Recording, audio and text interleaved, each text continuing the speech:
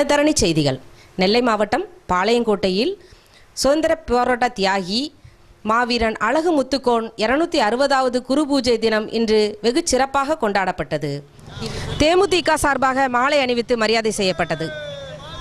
அக்கட்சியின் மாவட்ட தலைவர் நம்மிடம் கூறியதாவது, இன்று தேமுதிக கேப்டன் ஆணைக்கிறாங்க அழகு மாமன்னர் அழகு முத்துக்கோனுடைய 260வது பிறந்த நாள் என்று அவருக்கு நாங்கள் மாலை அணிவித்து சிறப்பாக பூஜையை வந்துள்ளோம் என்பதை தெரிந்து கொள்கிறேன்.